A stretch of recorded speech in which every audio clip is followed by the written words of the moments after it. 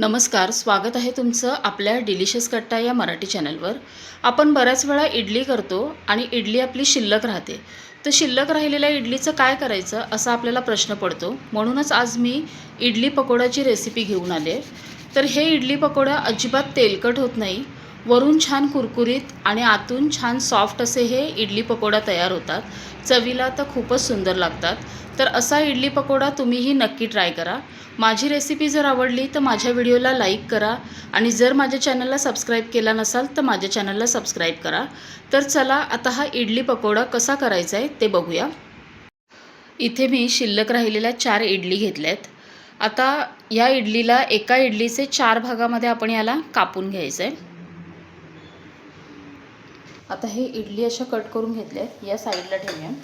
इथे आता मी एक भांडं घेतलं आहे, त्याच्यामध्ये 1 वाटी बेसन घालायचं म्हणजे आपलं चणा डाळीचं पीठ, 1 चमचाभर तांदळाचं पीठ घालायचं, यानं छान कुरकुरीतपणा येतो। आता इथे मी सुके मसाले घेतले आहेत, अर्धा चमचा गरम मसाला, अर्धा चमचा धने जिरे पावडर, इथे आहे 1 चमचा लाल तिखट, थोडीशी हळद, पाव चमचा हिंग, चवीप्रमाणे मीठ आणि एक अर्धा चमचा ओवा हातावरती चुरून घेतला आहे, तो याच्यात घालायचा। आता इथे एक 3-4 लसणाच्या पाकळ्या आणि थोडंसं आलं चेचून घेतलं आहे, तेही घालायचं। थोडी कोथिंबीर चिरून घेतली आहे। आता आपल्याला हे सगळं मिक्स करायचं आणि याच्यात थोडं थोडं आपल्याला पाणी घालायचं आहे। आपण जसं भजीसाठी पीठ तयार करतो तसं आपल्याला इथं पीठ तयार करायचं आहे।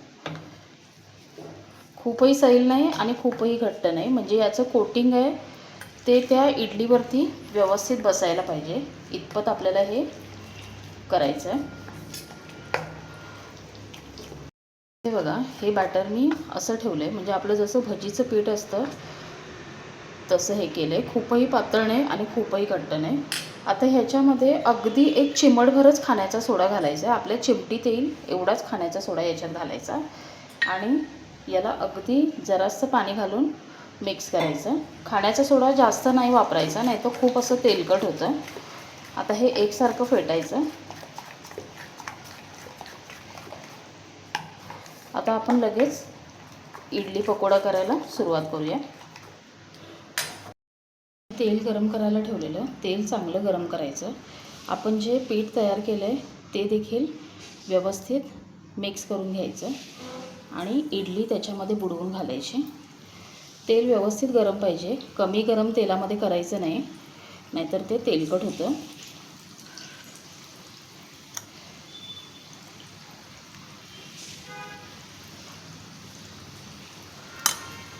असं तुमच्या कढईत जितक्या बसतील तितकं घालून घ्यायचं।